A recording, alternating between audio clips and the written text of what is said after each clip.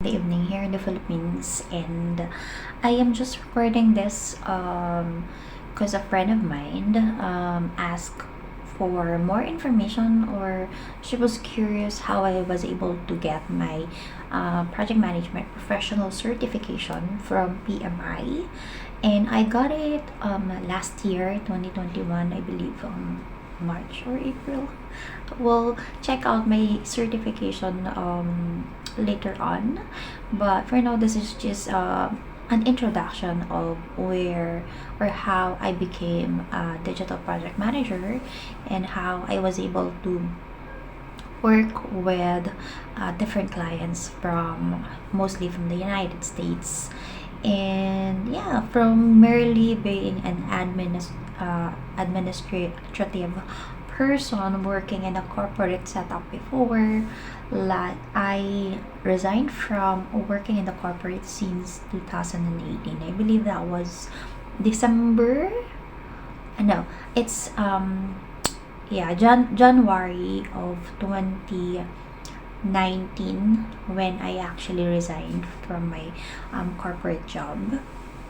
I used to be a contract management specialist for a local company here in the Philippines. It's an IT solutions company, and I was lucky to be part of the project management office for that company. Actually, before I didn't really have any idea at all what project management is, and what do those people do for a living. But when I joined that company, that's when I was able to deep dip deep dig deeper into that topic, because I was it's actually part of the training that I had to undergo as a contract management specialist, because I would have to review a lot of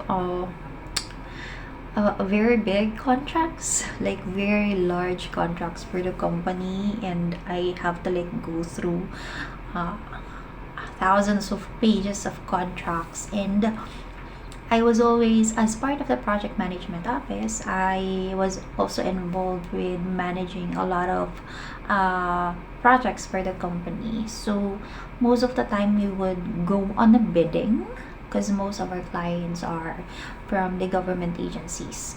And it's an IT solutions company, so we do custom software development for these agencies. And I would have to work with the procurement team to purchase like the servers, hardwares, or anything required for the development of this software that we're going to deliver for our clients. And also work with the different departments, the IT departments, when it comes to providing the solution from the initiation down to the deployment of the product. I would always be part of that, because I have to make sure that whatever we deliver is within the agreed contract, or within the agreement with the company, and with our partner company, and based on their requirements. And since it's all stipulated in the contract, I should be able to like manage or make sure that we're not going more than the scope of the work, but we are not also delivering under budget, or um, sub um, sub quality features. So that's just that. I was like the police, and if someone is not really sure if what we're thinking to deliver is still part of the contract, then I'm the one asked to like review what's on the agreement. So enough of like a basic background of how I got involved into project management. So eventually I had to like undergo 5 days training located in, I believe the training was held in Ortigas, before Ortigas. And I had like a 5 days training under a PMI local chapter here in the Philippines. So I had that, and I actually enjoyed really enjoyed project management because it involves a lot of client communication, going out on the field and meeting with people, managing the team, and making sure that we're really just delivering what we have promised to deliver. And I really love the coordination, the communication, the um, identifying the step by step processes that are involved in the delivery of a project. I loved it so much that even sometimes, if even if it wasn't part of my job to like have meeting with the project sponsor, because supposedly I was a contract management specialist, and the role for the project manager and the IT project manager, they are the ones really that should be doing the presentation with the clients. However, I end up doing like a dual work wherein I would also do the contract management and at the same time project management. But I don't have the any sense or the feeling of like I got overworked or I was going beyond my scope, because I was really enjoying it that time and I was learning so much, a lot. Imagine I was able to like talk with project sponsors, and project sponsors are not, small business owners. They are not. These are politicians. These are they have positions in the government agencies, or these are like CEO business owners for a construction company, a very large construction company here in the Philippines.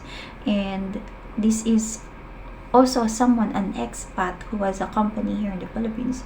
Those are the kind of people that we're talking to, and I felt really empowered, and I was learning a lot.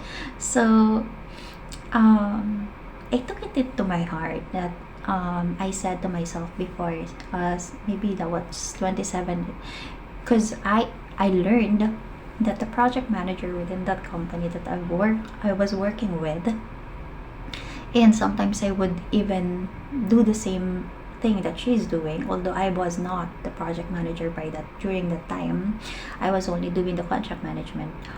I would somehow compare what I was delivering from what she's doing, and I learned that she was earning way she was earning way beyond what I was getting during that time. And so I promised myself I can have that mentality on my head, that if ever I'm going to have a chance, if I'm ever going to have the opportunity to like take the examination, be a project manager or be a certified project manager. The reason she was earning a lot and she was getting paid a lot during that time was because she was a certified project manager. During that time, of course, I wasn't still working online. I was still a corporate worker, a corporate slave in a sense, and I was just earning enough for myself and for my family. So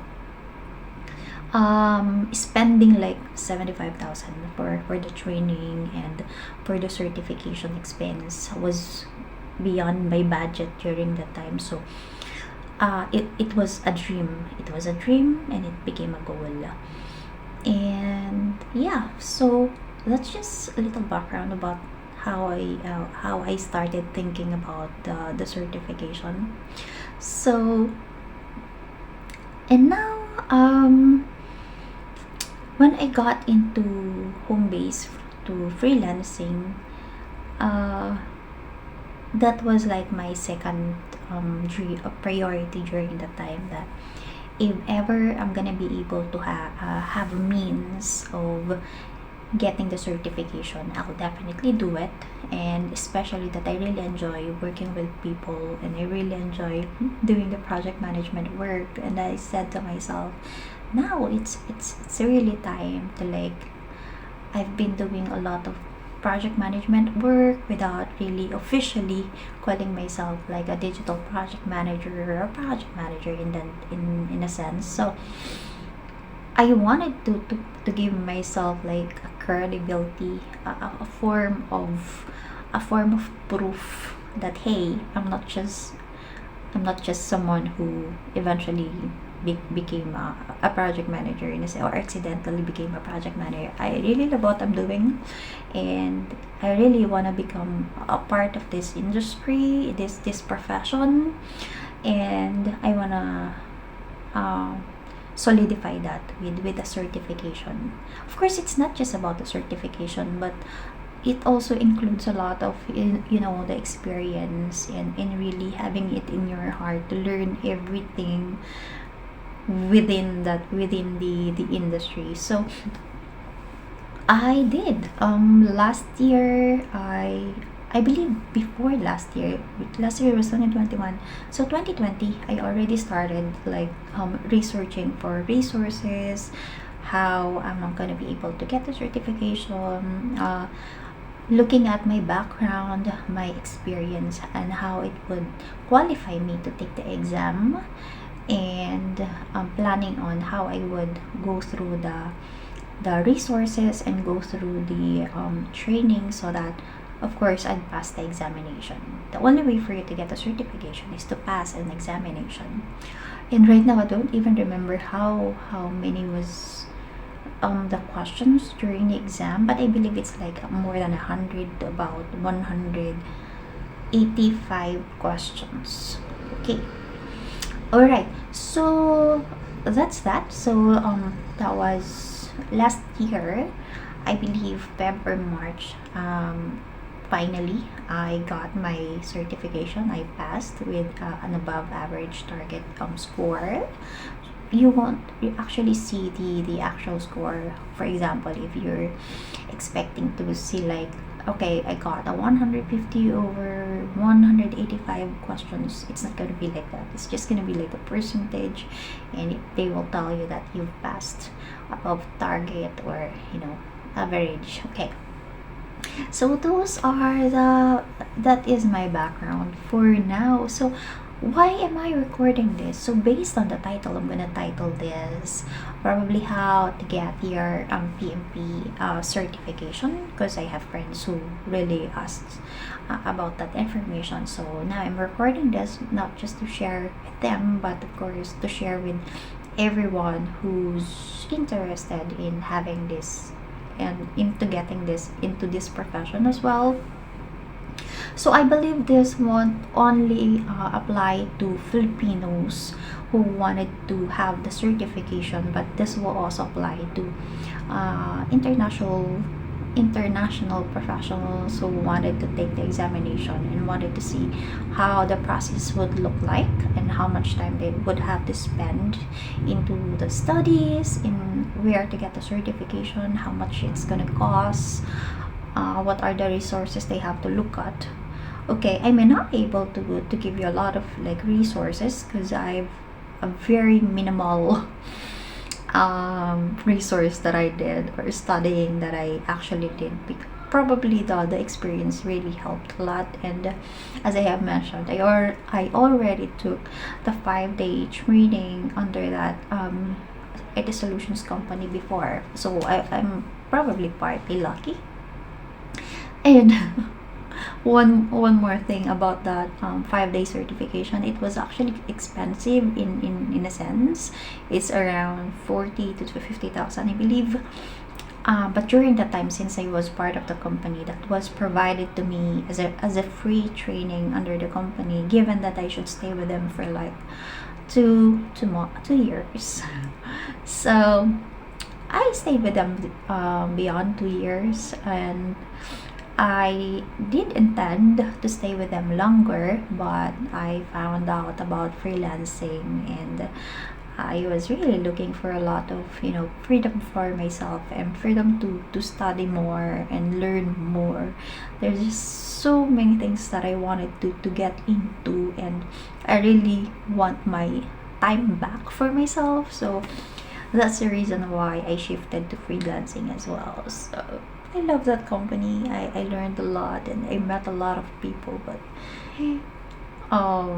it's not them, it's me.